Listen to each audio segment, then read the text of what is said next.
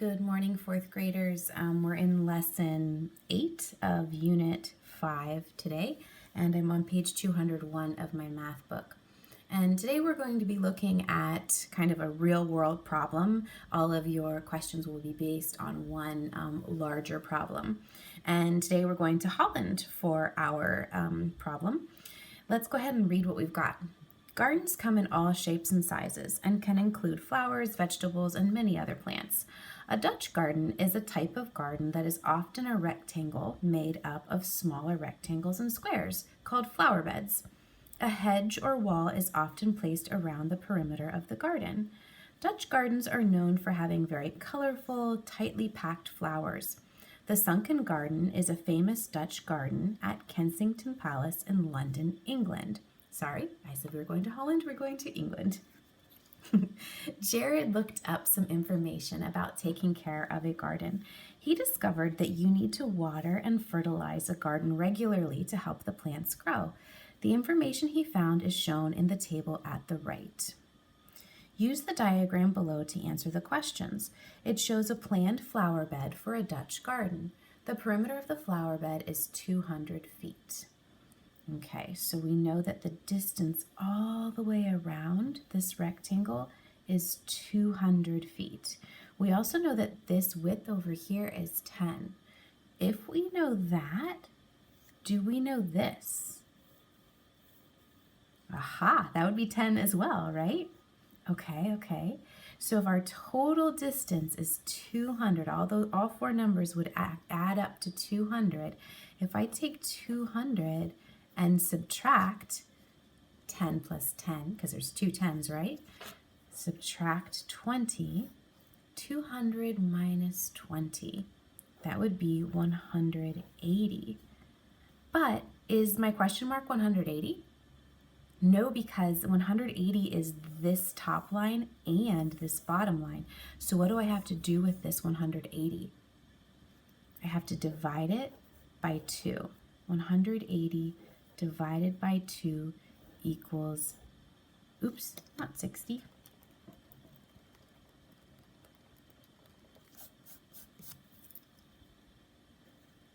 $90. Okay, so I've got 90 at the top and 90 at the bottom. I probably answered some of these questions already now. What is the length of the unknown side? 90. I think we're in feet here. What is the area of the garden? Okay, so I have 90, 10, 90, 10. I know the perimeter is 180. Oh, sorry, is 200. But do I know the area? How can I find out the area? Remember the area, again, our formula, area equals length times width. So looking at this, I have the length, it's 90. I have the width, it's 10. So 90 times 10 equals 900. And remember, I have to label that correctly because I'm talking about little squares or big squares when I'm thinking about area. So it has to be feet squared. 2 is showing that it's a two-dimensional figure. I don't know if I covered that yet, so that's why we have that little 2 up there. Or you could do square feet like that. Okay, now we're going to have to use this information with the table up above here. How many ounces of fertilizer should be used on the flower bed? Okay, it says 4 ounces per 100 square feet. How many square feet do I have? 900. So 100 needs 4. 900 would need, what should I do there? Aha, if I have 900, each of those gets 4. Ooh, that each is a good one. Each of those gets 4.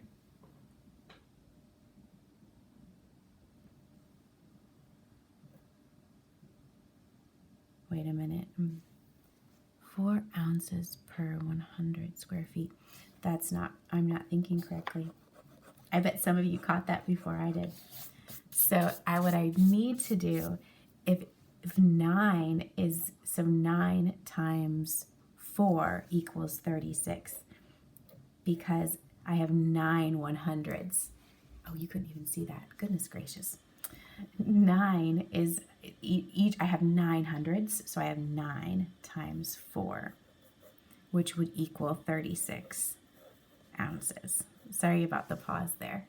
So if you think about it, and you need 4 for 100, then another 4 for 200, then another 4. So you're going to multiply 4 9 times to get 36 ounces. Okay, then looking at the water, let's see if I can do this one a little more smoothly. How many cups of water are used every 9 days? Okay, so 30 gallons every 3 days. 30 gallons of water every 3 days. So how could I figure out that? How many of those would be 9? Every 9 days would be, oh, and then it's cups instead of gallons. This is a really tricky problem. So we're looking at, first of all, figuring out how many cups are used in this. How many cups are in our 30 gallons? So if you want to look at that, you need to think about, do you want a bigger number or a smaller number going from gallons to cups? So 30 gallons times, and we have to go back to look how many cups are in a gallon, which we're not going to see. We're going to have to do this lovely thing. Remember this? So 1 gallon times 4 quarts times 8 cups.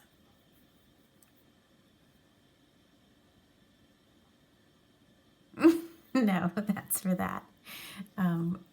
Okay, so 1 gallon, this is taxing Miss Dye's math brain, but I'm not going to give up. 1 gallon times 4 to go into quarts, and then from quarts times 4 to go into cups. Okay, so it's this 16 right here. So 16 cups in 1 gallon. 16 cups in 1 gallon. So that means I need to take my 30 times 16. So over here off to the side, I'm going to multiply 16 times 30, which I get 480. Now that I have 480, that number is only for 3 days. I need for 9 days. So I know that there are 3 3s in 9, so I'm going to multiply this times 3.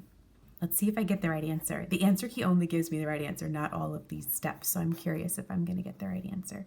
3 times 8 is 24. 3 times 4 is 12, 13, 14. Yes! All right. 1,440 cups. I'll circle that really big. Whew, that was a hard problem, but we can do hard problems. Let me know if you found a different way of solving that. Mine was a little bit scatterbrained, but hopefully it made at least some sense.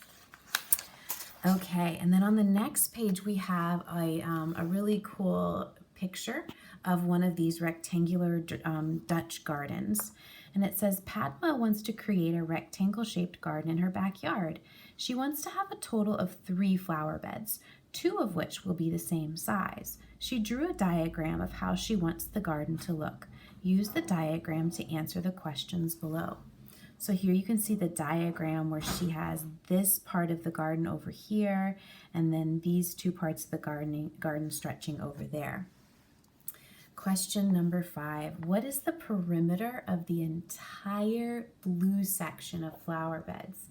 Okay, so reminder that the word perimeter means the length around something. So they're going to call this blue. I think it's more of purple, but they're calling it blue. So the distance all the way around the blue. How are we going to figure that out? I see a couple of different numbers going on here. What do you guys think? Okay, well the top length is 14, so I'm going to write that down here off to the side. And then I know that if that is 14, then this bottom length has to be 14, right? Because they're parallel. So I'm going to write down another 14 over to the side. And then here on the side, I see 4 meters there and 4 meters there. So if I added those up together, I would get 8 meters. And then if this is 8, then what does this have to be? It has to be 8, right? So I'm going to add up 14 plus 14 plus 8 plus 8. So 16, 17, 18, 19, 20, 21, 22, 23, 24. And I get my answer of 44.